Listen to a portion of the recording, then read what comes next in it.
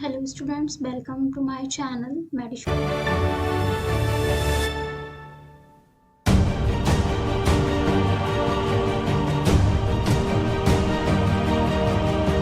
Today I am discussing about pharmaceutics theory syllabus for theory subject for D-Pharm students, and the course code is ER20-11T.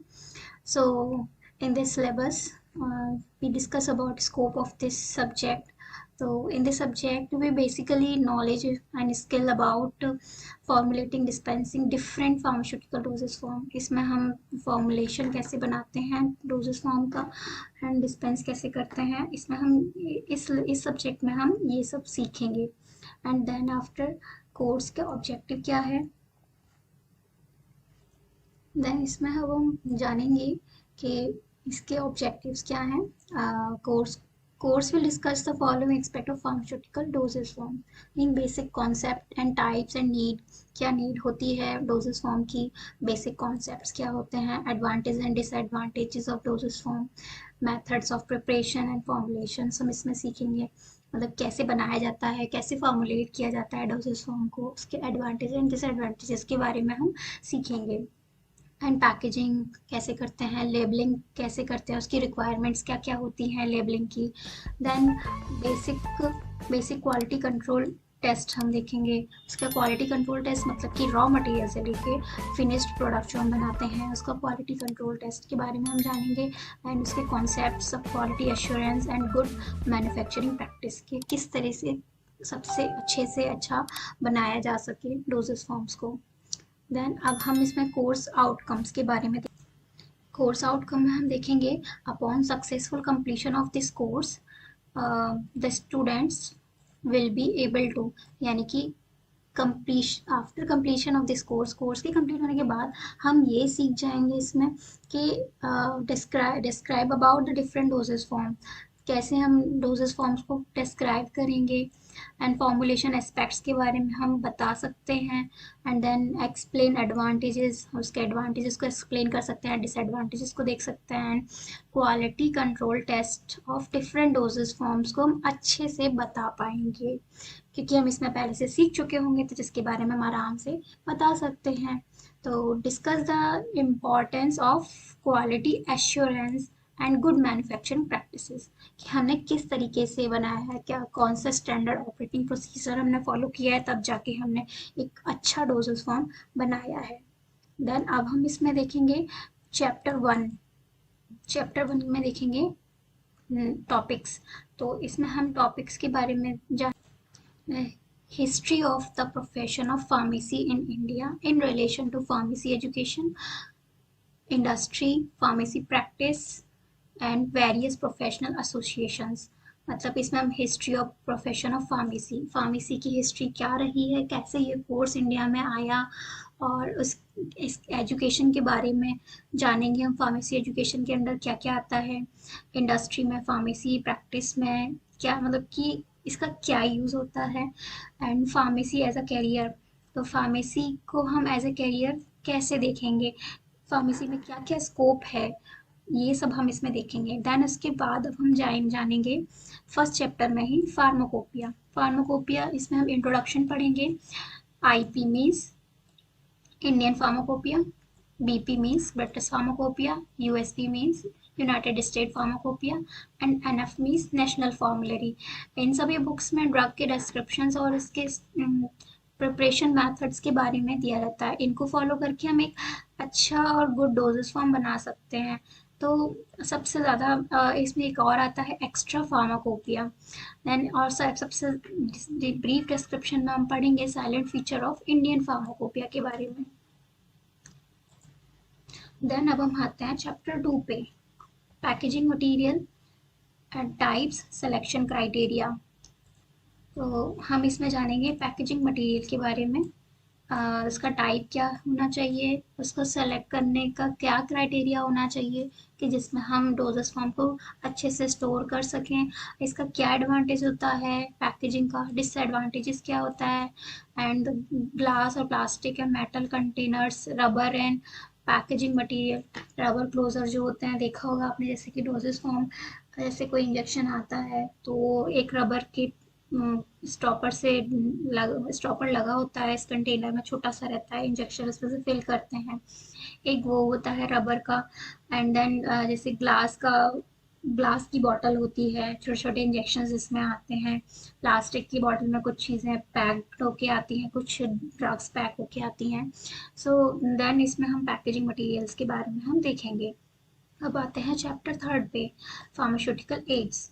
Means इसमें हम देखेंगे जो pharmaceutical ads जो होते हैं, जो ड्रग के थोड़ा सा उसका कलरिंग प्रॉपर्टीज और थोड़ा अट्रैक्टिव बनाने के लिए हम इसमें यूज़ करते हैं, ताकि उसको हम आसानी से खा सके, दवाई जो ड्रग होती है उसको। तो उसकी ऑर्गेनोलेप्टिक प्रॉपर्टी में आता है colouring, flavouring and sweetening agents. अगर कोई दवा कड़वी है तो उसमें हम स्वीटनिंग एजेंट मिलाएंगे। अगर कोई दवा दिखने में अट्रैक्टिव नहीं लग रही है, ताकि बच्चों में ये प्रॉब्लम आती है कि वो दवा अच्छी नहीं दिख रही है, तो दवा के नाम से उनको फोबिया रहता है कि नहीं खाएंगे, दवा है, कड़वी होगी। तो उसमें हम उनके फेवरेट कलर का कलरिंग मटेरियल ऐड करके कलर करते हैं, यानी कोटिंग करते हैं कलर की, जिससे कि टैबलेट भी काफ़ी सही से स्टोर रहती है। एंड फ्लेवरिंग एजेंट, जैसे किसी को मैंगो फ्लेवर पसंद है तो उसमें मैंगो फ्लेवर डाल देंगे। कुछ कुछ सिरप्स में बनाना फ्लेवर पड़ा रहता है, कुछ कुछ में मैंगो फ्लेवर, कुछ में पाइनएप्पल फ्लेवर। तो देखा होगा ऐसे अलग अलग टाइप के सिरप आते हैं, तो उसमें फ्लेवर के तौर पे हम फ्लेवरिंग एजेंट मिलाते हैं। ऐसे ही अब हम आएंगे प्रिजर्वेटिव्स के बारे में पढ़ेंगे। तो प्रिजर्वेटिव्स में हम इसमें प्रिजर्वेटिव्स की definition, types and examples and uses. Preservatives वो होते हैं जो किसी ड्रग की लाइफ साइकिल को बढ़ाने का काम करते हैं। जैसे कि स्टोर करने पे, जैसे कि अगर हम किसी ड्रग को स्टोर करते हैं तो ज़्यादा देर तक वो स्टोर नहीं रह सकती, तो इसलिए उसमें हम प्रिजर्वेटिव मिलाते हैं ताकि वो जल्दी डिग्रेड ना हो और स्टोर बनी रहे एक सर्टेन लाइफ स्पैन तक। देन अब हम देखेंगे इसमें फोर्थ चैप्टर, यूनिट ऑपरेशन में हम देखेंगे इसकी डेफिनेशंस, ऑब्जेक्टिव एंड एप्लीकेशंस। तो प्रिंसिपल, कंस्ट्रक्शन क्या होता है, वर्किंग क्या होती है। इसमें यूनिट ऑपरेशन में बेसिकली जो जैसे हम दवाइयाँ बनाते हैं जिन इंस्ट्रूमेंट से, मशीन से, तो उसमें हम देखेंगे उसका प्रिंसिपल क्या है, वर्किंग प्रिंसिपल क्या है, उसका कंस्ट्रक्शन क्या है, मशीन करती क्या है।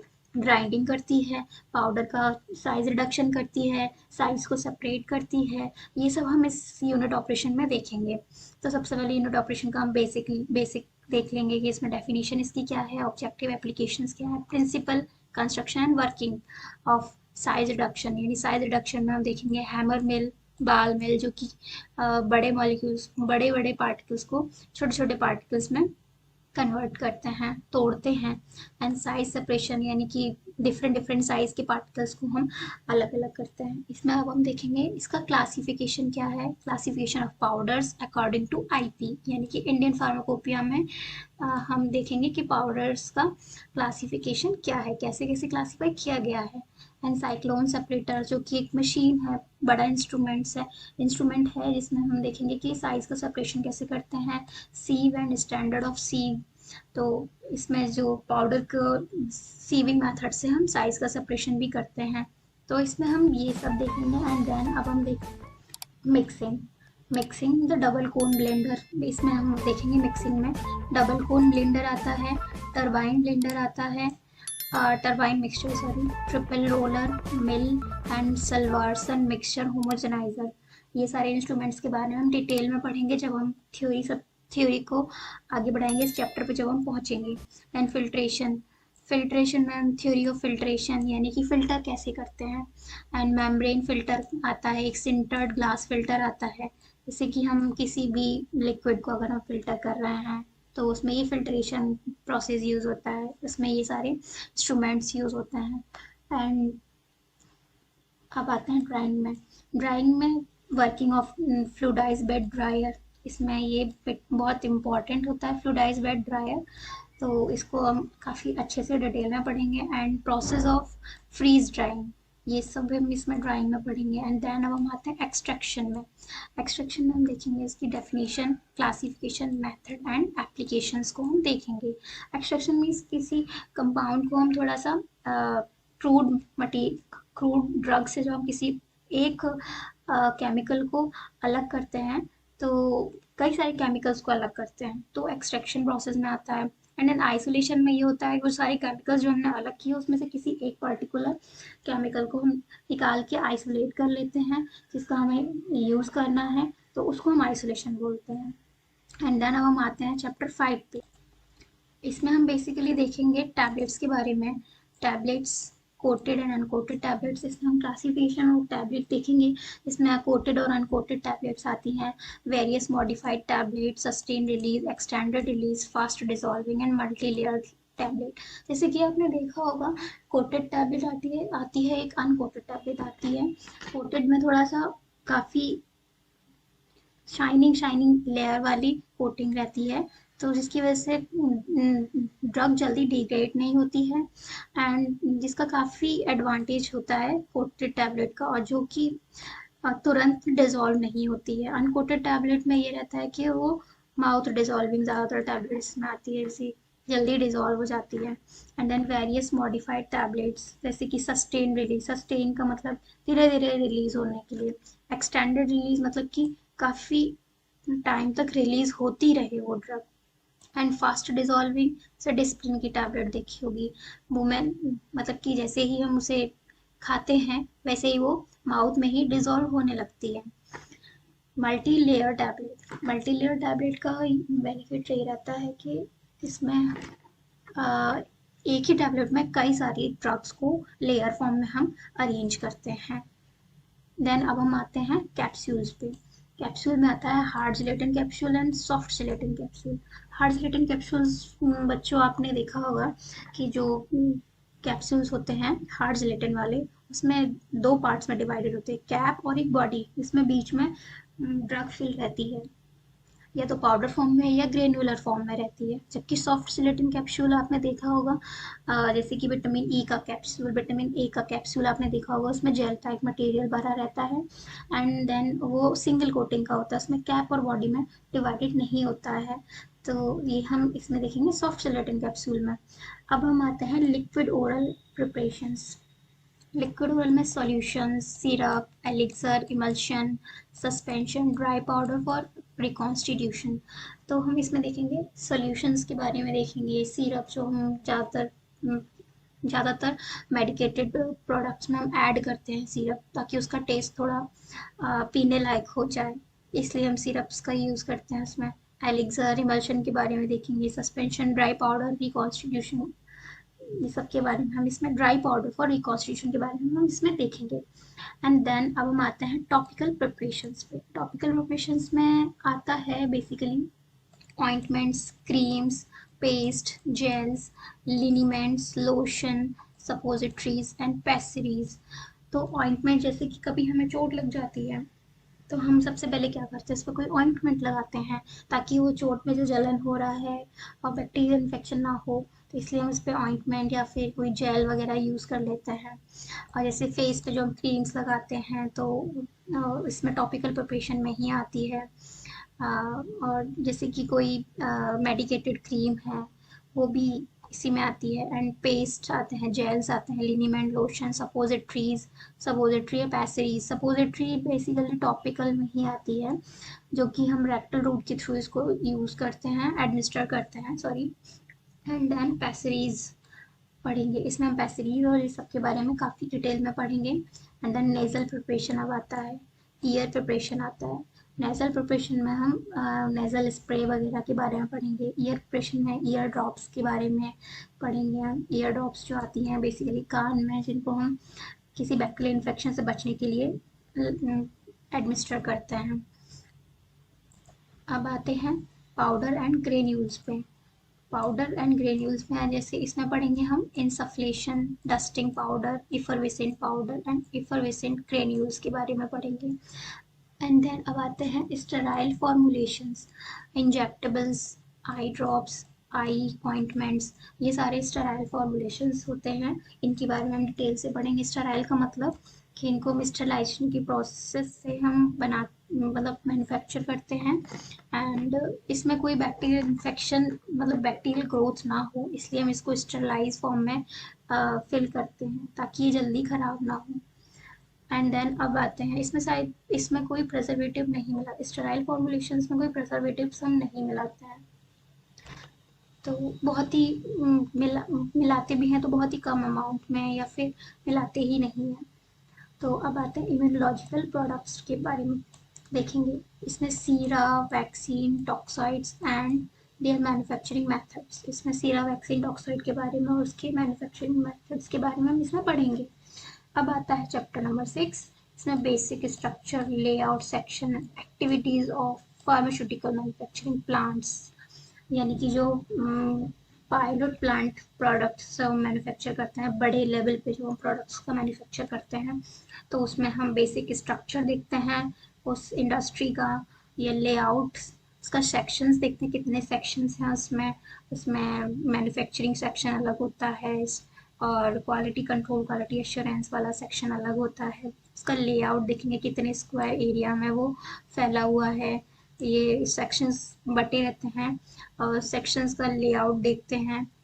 Activities of pharmaceutical manufacturing plant, यानी कि सारी एक्टिविटीज़ देखते हैं कि कैसे कैसे मैन्युफैक्चर हो रहा है, कोई गड़बड़ी तो नहीं हो रही है या कोई वर्कर ठीक से काम नहीं कर रहा है, ये सारी चीज़ें हम इसमें इंस्पेक्शन करते हैं इसमें। अब आते हैं quality control and quality assurance, इसकी हम डेफिनेशन पढ़ेंगे, concept of quality control, quality assurance and current good manufacturing practices के बारे में हम इसमें देखेंगे। An introduction to concept of calibration and validation, इसमें हम देखेंगे। अब आते हैं next chapter, chapter number 7। Chapter number 7 में देखेंगे हम introduction novel drug delivery systems के बारे में, इसका introduction, classification and example, advantages and challenges के बारे में हम पढ़ेंगे। इसमें हम ज़्यादा डिटेल में नहीं जाएंगे नोवेल ड्रग डिलीवरी सिस्टम्स में, सो देन इसमें हम थोड़ा थोड़ा बस पढ़ेंगे और इसके बारे में ज़्यादा कुछ डिटेल में नहीं जाएंगे। नोवेल ड्रग डिलीवरी सिस्टम में आपको अगर डिटेल में पढ़ना है तो उसमें बी फॉर्म में 7 सेमेस्टर में शायद ये चैप्टर, ये पूरा सब्जेक्ट है, इसमें डिटेल में हम इसको पढ़ेंगे। लेकिन फ़िलहाल इसमें हम सिर्फ introduction, classification, example, advantages and challenges के बारे में ही हम नोवेल ड्रग डिलीवरी सिस्टम्स में हम पढ़ेंगे।